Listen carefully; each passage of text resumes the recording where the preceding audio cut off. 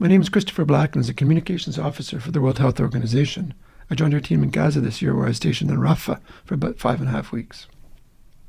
This was really a life-changing mission, both eye-opening and heartbreaking, and one where I witnessed incredible amounts of destruction, but was inspired by the dedication of health workers and humanitarians doing an incredibly brave job despite overwhelming challenges. The atmosphere in Rafah when I was there was one of being at a crossroads, grappling with the fragile balance between hope for peace faintly on the horizon and the harsh realities of conflict. It's a place where hope and despair often collide. On one hand, there's a yearning for peace and a ceasefire, a longing for stability and security. But on the other hand, there's a constant sense of uncertainty, of not knowing what the future holds. Many people I spoke with were torn between staying put despite incredible risks, or attempting to relocate in search of safety. An impossible situation, compounded by the fact that most have already been displaced numerous times and simply don't have the resources, financial or mental, or the energy to start again. The impact on health and well-being cannot be overstated. Constant stress and trauma of living in a conflict zone takes a heavy toll, both mental and physical. Access to essential services like healthcare is often compromised, further exacerbating existing health challenges. And with limited resources and infrastructure, the ability to cope and recover from illness or injury is severely hampered. People are living in desperate conditions in either tents or overcrowded shelters. There's a lack of food, drinking water, and sanitation. At the time, about 12 of Gaza's 36 hospitals were functioning. I visited about half of those, and each one health workers were really trying their best, but most were overwhelmed. Overflowing emergency rooms, patients being treated on the ground, health workers working around the clock for months, completely exhausted. Shortages of fuel, medical supply, and food. When I first visited the enormous Nasser Medical Complex, it was on a mission with WHO and UN colleagues to deliver much-needed fuel and medical supplies. It was still partially functioning. They were still treating patients. There was displaced people and the health workers themselves living in the hospital. There was problems moving medical waste. There was cats roaming around everywhere. But there was a little bit of hope, like a bakery that was still functioning. They were able to bake their own bread for patients and doctors.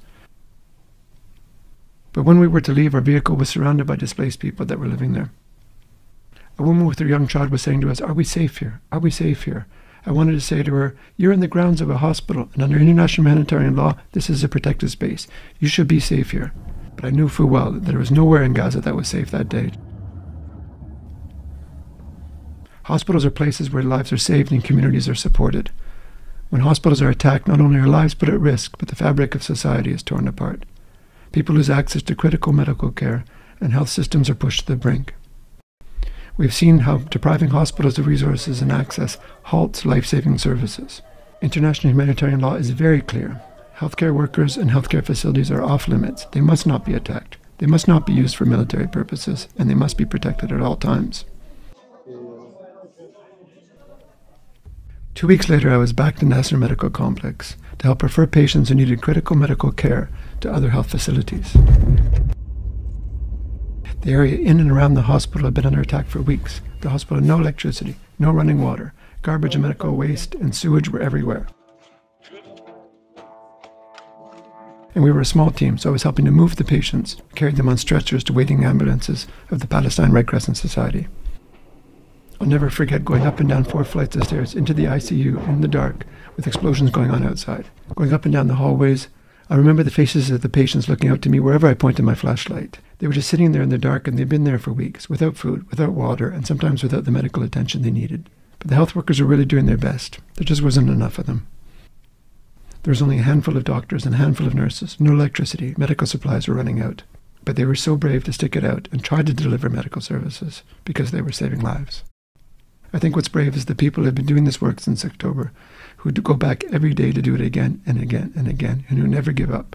The World Health Organization, the UN family, the emergency medical teams, international local NGOs, doctors, nurses, paramedics, and volunteers from the Palestine Red Crescent Society, every day putting their lives on the line to help others. Under fire, under risk of detention, navigating a volatile, constantly changing landscape. Doctors who are living in tents, trying to look after their families and still go to work. In a place where safety seems like a distant dream, hope finds a way to shine through. And I'm reminded of some scenes of resilience, and yes, even smiles. At the UNRWA Health Center one day, I stumbled across something extraordinary. Psychosocial activities for children run by a local NGO. For a moment, children were able to forget their troubles, and for a moment, their parents too found respite from the chaos outside. On another day, on the mission to the Palestine Red Crescent Al-Amal Hospital, a doctor walking in the sunshine turns to me and says, "This is the first time we've been in the sun for over a month." Doctors, nurses, and patients were confined to the inside and lower floors of the hospital as it came under shelling and sniper fire for weeks, and unfortunately become accustomed to darkness and danger. Families of the patients took advantage to our presence to venture to neighboring buildings to retrieve much-needed food and supplies for the first time in weeks. I'll also remember the patients that day that we managed to move for much-needed medical care to other health facilities. And I'll remember the smiles on children flying kites in the Al-Mawasi area near Rafah. Children deprived of their right to education and play took matters in their own hands. With nothing but scavenged or recycled material, they craft kites and let them soar high into the sky.